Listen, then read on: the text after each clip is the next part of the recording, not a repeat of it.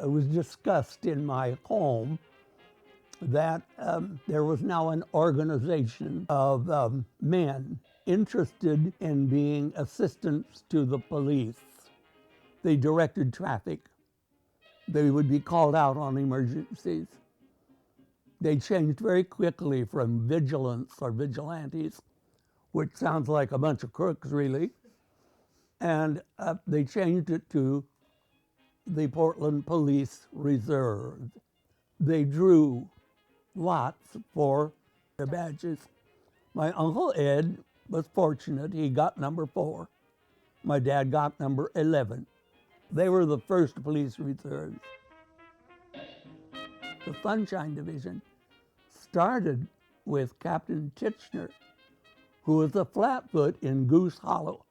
At Thanksgiving and Christmas, he would take maybe 5 or 6 baskets of food to that number of families over there.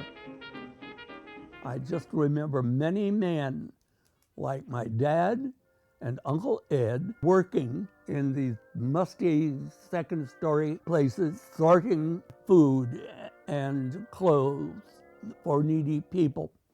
We delivered these 10 to 12 baskets, and we'd go into the home. We would unload things on the kitchen table and take the baskets back so they could be used again. The original meaning of the Sunshine Division is caring about your fellow man and woman and child. They cared about each other.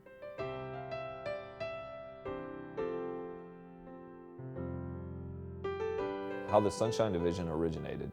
The story goes that a police officer's wife saw some kids playing in a field with no coats, no shoes. She did a little further investigating, and it was winter time. She found out that the family was homeless, living in a lean-to. The mother of the kids was widowed, and they had no food and very little clothing and very poor shelter. She contacted her husband. He was a supervisor within the Portland Police Bureau. He talked to all the officers on the relief, collected all their pocket change. Then he started making contacts in the community, the Butchers Association, some of the local grocers, some of the local tailors or seamstresses, and they were able to get clothing, food, shelter. It just kind of developed from there to where they started helping more than one family, and pretty soon the community got together and this thing started to develop and actually turned into a division within the Portland Police Bureau called the Sunshine Division. It went from there into a 501c3 nonprofit.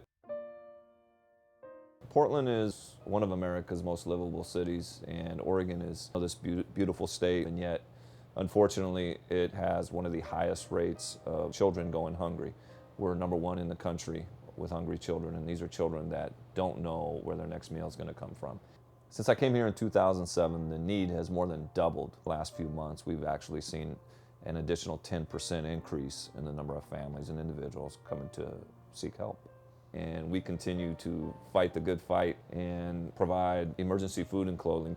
We also supply a network of food banks and other nonprofits with food and clothing. Instead of handing out a food box, people can come into our warehouse. We call it the food store or the food closet. They grab a shopping cart, they grab a list that tells them how much of each item they can take, and they pick out what they need. They'll usually leave here with over 100 pounds of food. People that come to the Sunshine Division come from all walks of life. We have seniors coming in that just don't have enough income to pay for their medical needs as well as their basic needs. You have families in crisis because of the economy, because of some kind of crime or domestic abuse, medical injuries. We've had former Portland police officers, former Multnomah County sheriffs in search of help because they've been in crisis. The need hasn't slowed down. We keep hearing that the economy's growing, that things are getting better, yet our front door hasn't slowed down. We are very efficient. We have a very small staff and a huge volunteer base. We have very little overhead. One of the things that's unique in our emergency food and clothing relief is that all of our services are free. We don't charge a maintenance fee. We don't charge a handling fee. We rely heavily on donated money and donated food, and yet we need your help to make the Sunshine Division work, and without the community, the Sunshine Division doesn't exist. As the need grows, so does our need to be able to expand our services and meet that demand. There is always a sense of urgency, and that's why we're always out there trying to partner with the community and trying to keep the food coming in. No donation is too small. Every donation helps.